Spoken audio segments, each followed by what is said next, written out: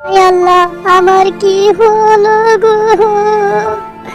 আমার সর্বনাশী মাইয়া লাগি আমার স্বামী মারা গেছে। এখন আমি কিভাবে বন্ধুরা, নিত্য নতুন কার্টুন ভিডিও পেতে চ্যানেলটিকে সাবস্ক্রাইব করুন। বেল বাটনটি ক্লিক করুন। আচ্ছা জান, তুমি বলো তো আমাকে কতটুকু ভালোবাসো? এই ঝর্ণা, এই প্রকৃতিকে সাক্ষী রেখে তুমি আজ আমায় বলো, তুমি কি পরিমাণ ভালোবাসো আমাকে? আব্বে, এটাও কি বলতে হয়? তোমাকে আমি ততটুকুই ভালোবাসি যতটুকু ভালোবাসা যায় না। আর সত্যি বলছো? তাহলে তুমি আমাকে একটা সুন্দর দেখে গান শোনাও, আমার যাতে মনটা ভালো হয়ে যায়। ভালোবাসি তোমাকে আমি, এ কথা তো বড় কথা নয়, যদি ভালোবেসে মরণই না হয়।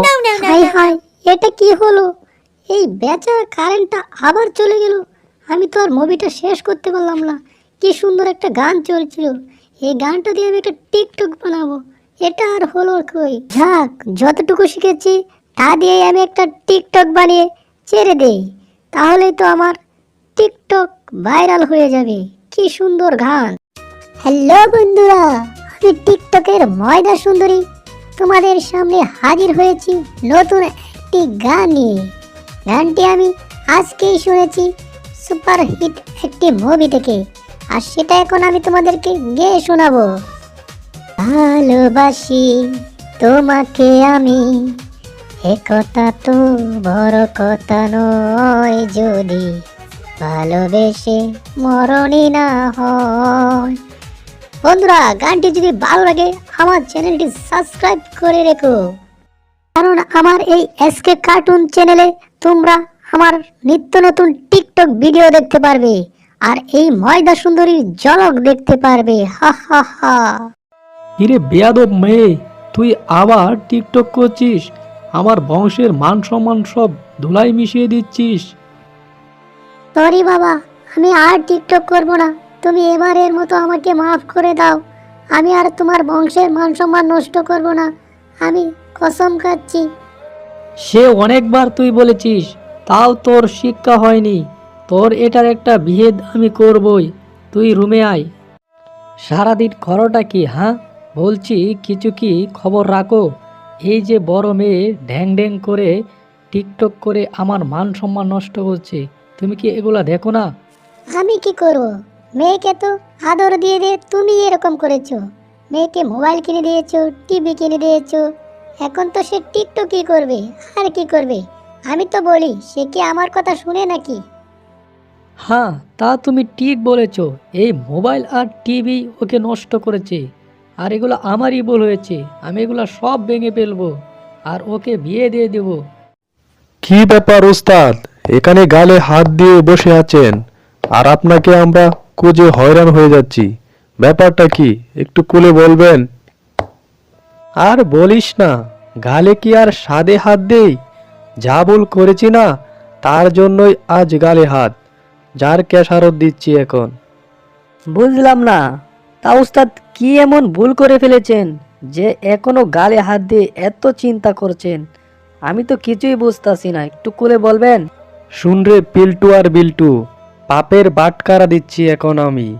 আমরা এক সময় টাকা দিয়ে গরিব মেয়েদের এনে নাচ গান করিয়ে তা দেখতাম আর উপভোগ করতাম। আর আমাদের ঘরের বউদের রাখতাম পর্দার ভিতরে। কিন্তু দেখ আজকের অবস্থা, টিকটকের মাধ্যমে এখন আমাদের মেয়েরা বেপর্দা করে নাচ গান দেখাচ্ছে ফ্রিতে সবাইকে। হ্যাঁ উস্তাদ, তুমি ঠিকই বলেছ। টিকটকের মাধ্যমে বড়লোকের মেয়েরা তাদের বাপ দাদাদের পাপের বাটখারা দিচ্ছে, বেহায়াপনা, উলঙ্গ ডান্স এবং নৃত্য করে। আসলে উস্তাদ, এগুলো হচ্ছে আমাদের ভুল সিদ্ধান্ত। আমরা মেয়েদের পার্সোনাল মোবাইল দিয়েই আজকের এই পরিস্থিতি সৃষ্টি করেছি। হ্যাঁ রে বিল্টু, তুই ঠিকই বলেছিস।